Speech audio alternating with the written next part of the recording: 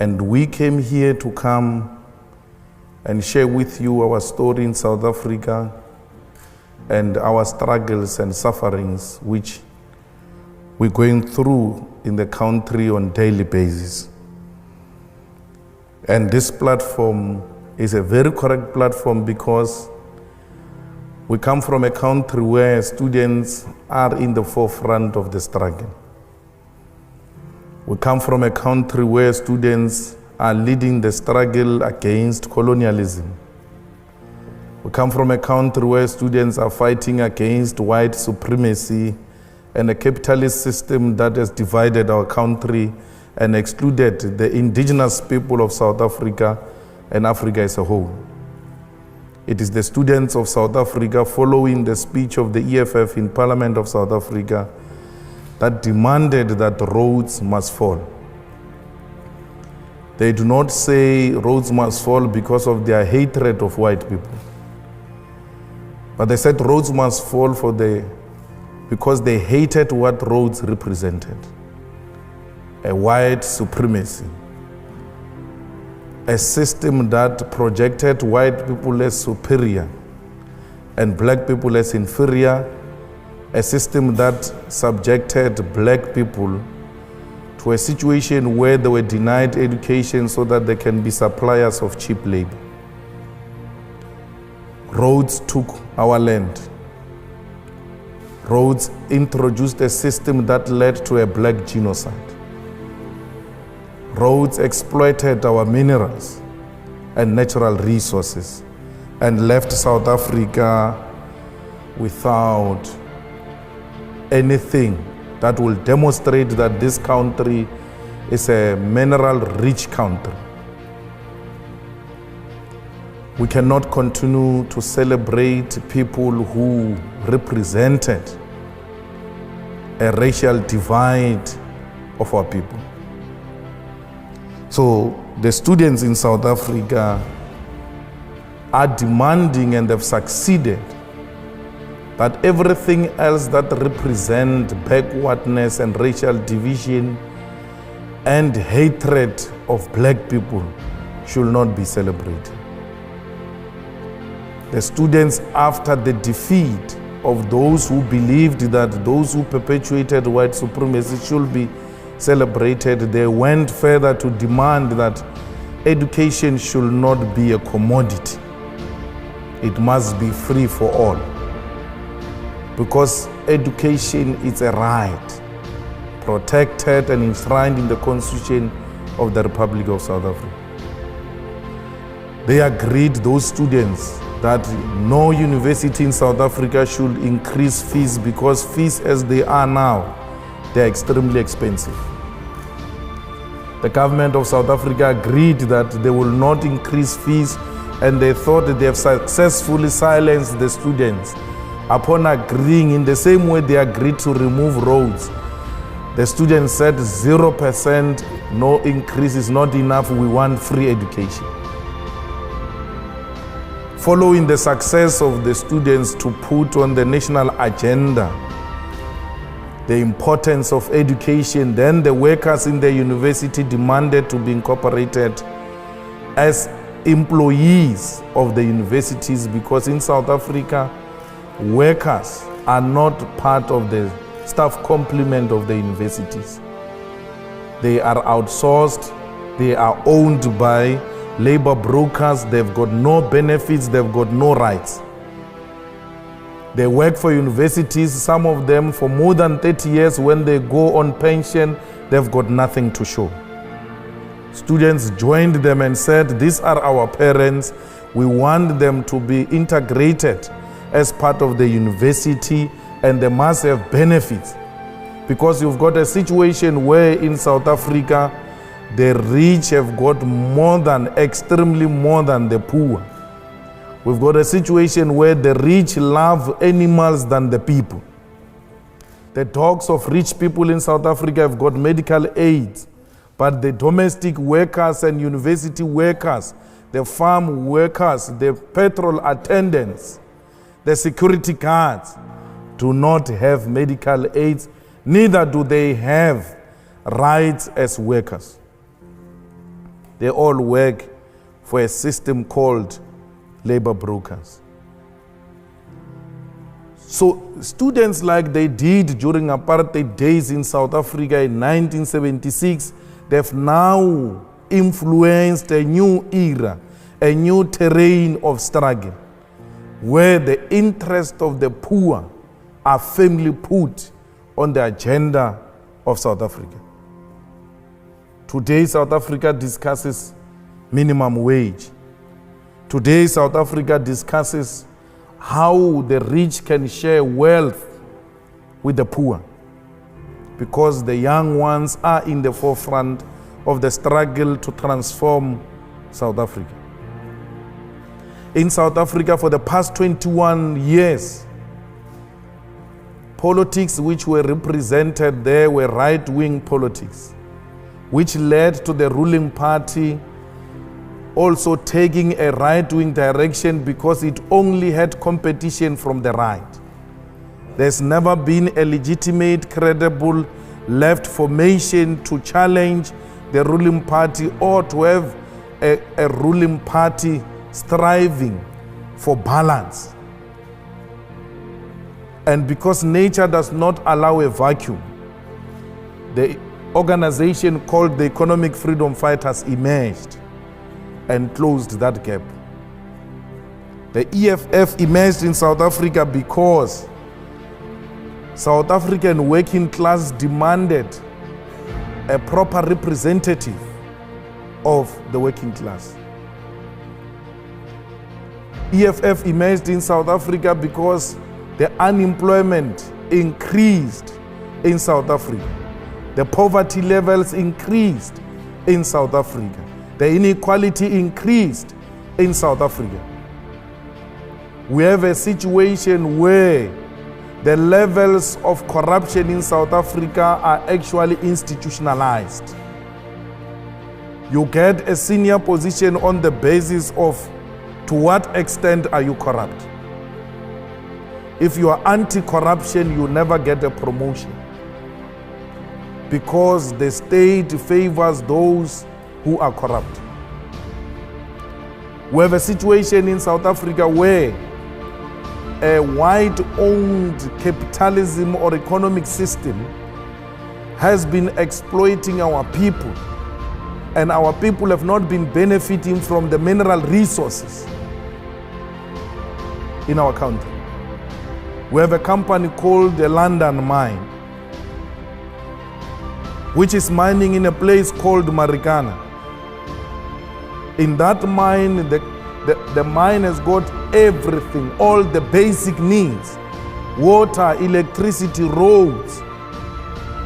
And just next to a mine is a township or a village where black people stay without water and electricity, without roads, without proper schools.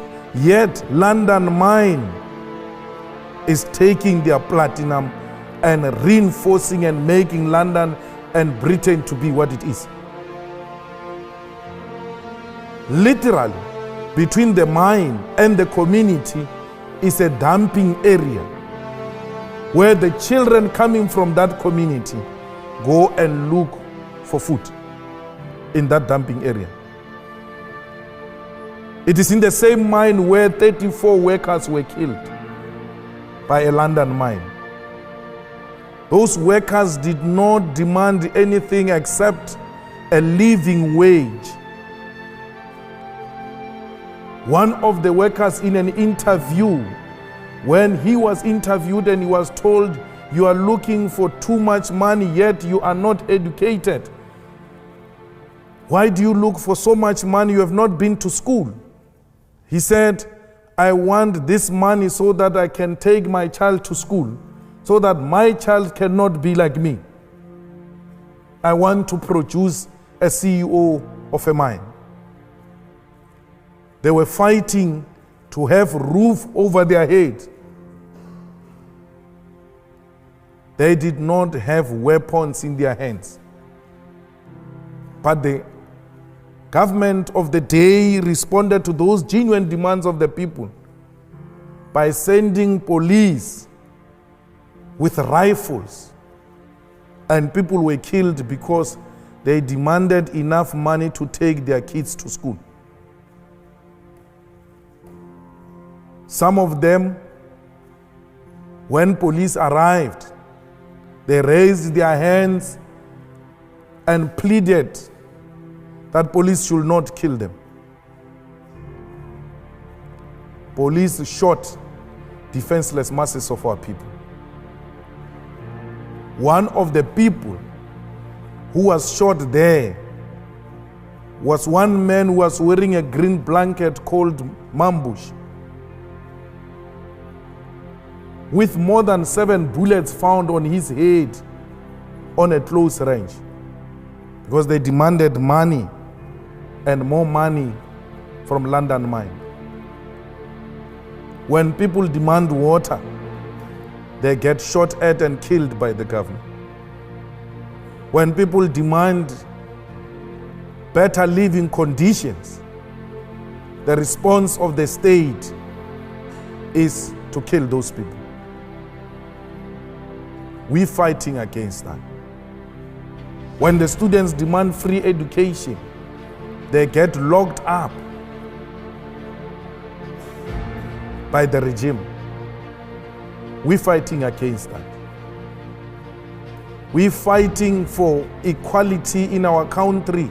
We do not want to replace white supremacy with black supremacy. We want to create a society where all of us exist as human beings and not as white and black. We want to restore the dignity of the African continent and position Africa as an equal partner in the world economy and international politics. We want Africa to be like Europe. We don't want Europe to treat Africa like it is its own subject. Africa's time is now. No one should continue with the exploitation of our minerals without our involvement. Not even China will be allowed to recolonize Africa. We are called economic freedom fighters because we want any foreign direct investment to come and invest in Africa through our own terms and to the benefits of the people of Africa. It might be a dream. Some might think it's not real. But we know we're going to achieve it. For because this dream is not just a dream but a generational mission. It's a generational mission we are not prepared to sell out. We want to restore the dignity of African people. We want to ensure that African people are equal partners in trade, in politics, in every subject that the world is debating. We want to follow in the footsteps of Nelson Mandela. Because Nelson Mandela, when he left his term as a president, he said the struggle continues. He said so because he knew that political freedom without economic freedom is incomplete. People cannot eat a cross. People want to put bread on the table. So, like many African leaders, we have committed not to betray the dreams of those who came before us. Like many African leaders, we want to unite the people of Africa to have a common agenda and common purpose. We want Africa to unite and Africa to reclaim its land and its resources. The EFF speaks about expropriation of land without compensation because we know that when the land was taken in Africa was through genocide. Why would we reward genocide? We cannot reward genocide, but we want land because land guarantees us of the sovereignty of South Africa and the African continent. We cannot claim to be Africans, yet we have nothing to show as a proof that indeed we are Africans. For because we do not even have title deeds to prove that we are the owners of the land. We have nothing to show. When you go into mines, it's multinational companies. When you go into banks, it's multinational companies. When you go into monopoly industries, it's multinational companies. We cannot even own and protect our own agricultural sector with our fertile land in Africa, because Europe and the entire developed countries use Africa and South Africa as a dumping site. Every lower grade food get to be dumped in our countries, undermining our own agriculture.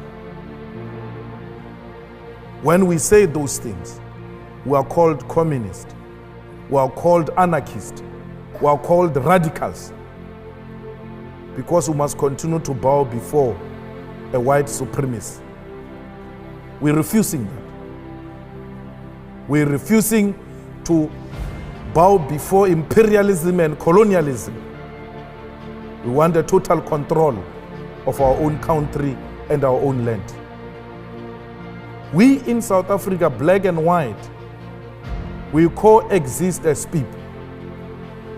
When we fight colonialism, we do not fight white people.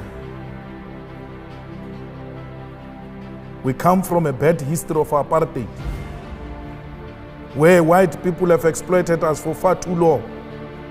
Yet, we have extended a hand of friendship. There are many others who are still refusing and still wanting to act as if we live in the apartheid era. Those do not deserve to live amongst those who want a united South Africa, black and white. It is of their own problem. We are not going to be an international home of racists. We're not going to be an international capital city of racism. We refuse that black people must still bow before white people. And that does not mean you must go away. We are going to reverse the legacy of apartheid through robust engagement and not through pretentious arrangements. We are still hating. We have seen people dying before us. We have seen many children killed by apartheid regime. Yet we came out and said, we remain brothers. But there are those who are refusing to show remorse and wanting to perpetuate that which happened during apartheid times. We owe no one no apology when we say South Africa is no home of racists. And racism must be fought everywhere else, including here in Oxford.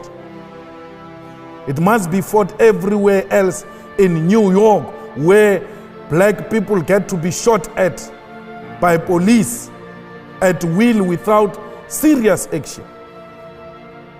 We need a world that recognizes human beings and not color. It starts with me.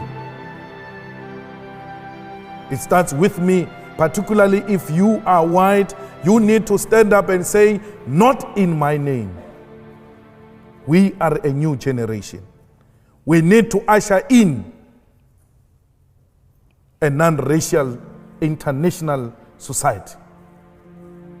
Racism has got no place where democracy, prosperity is to take place. South Africa, we want to lead by example. In the same way we led by example and accepted that the colonizer and the colonized must share territory. Even beyond the defeat of the colonizers, we did not seek to pay revenge. We continued to share territory with those who colonized us, because we believe strongly that there is a place for everyone in South Africa. But let us transform the economy to benefit all. We cannot protect white privilege at the expense of the majority African people in South Africa and the whole entire African continent. We are hated for saying that. We are hated for demanding that we must all be treated as equals. It's not going to change that. We will rather die for a dream that is going to be realized by many generations after us.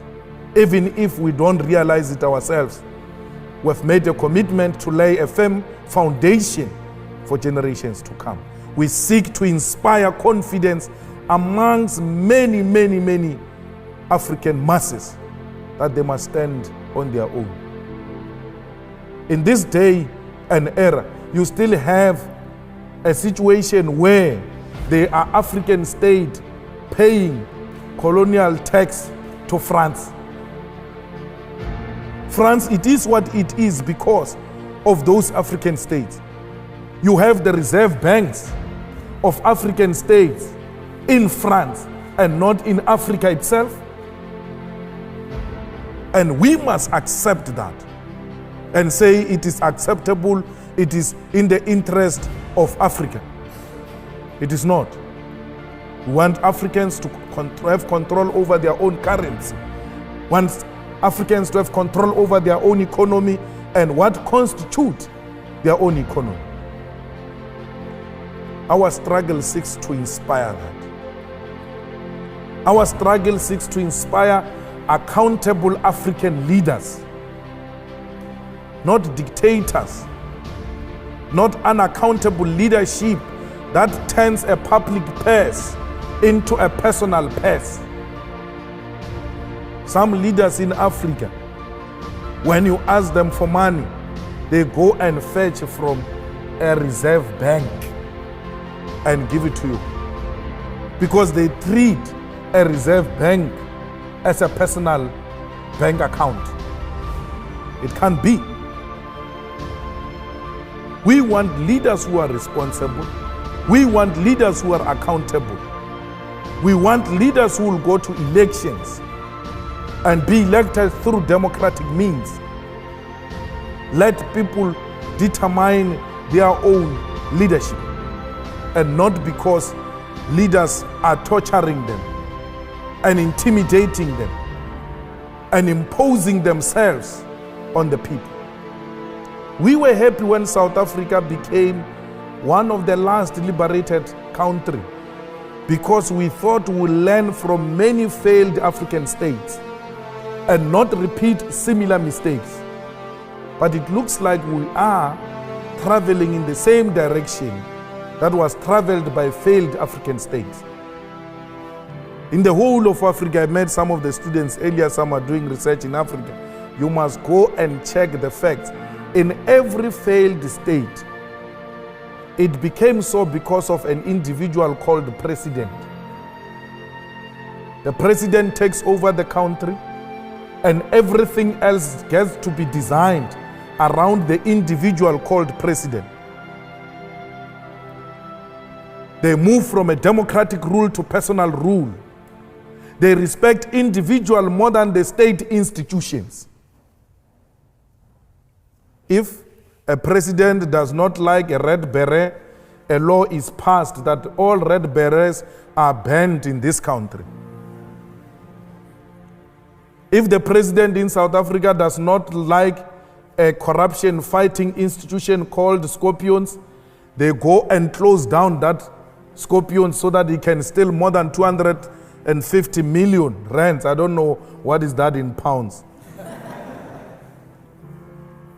Because he doesn't want to go to prison. Every institution that wants to take him to prison for corruption, he destroyed that institution.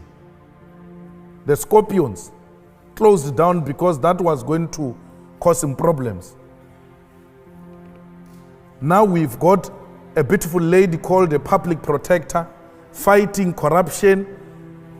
The president is after her. Because anyone fighting corruption in South Africa is the enemy of the president. And if that president is left alone, South Africa will become one of the failed African states, not under our watch. The EFF has arrived. The EFF is going to protect the sovereignty and the democracy of South Africa. The EFF is going to revive correct politics in Africa and position Africa at a correct path in the international politics. It is possible. We have taken that position, and many in Africa are willing to follow. So we came here to the Oxford Union and to London because we are going to meet many other institutions, including thinking tanks and investors in Africa. I mean, in UK. Those who want to invest in Africa, those who love peace and democracy, those who love the sharing of wealth amongst people. We need your support. We need you to commit that Africa should not be a playground of the rich, because Africa is not a desert, but a continent where human beings are found and they must be treated with respect and dignity. Thank you very much.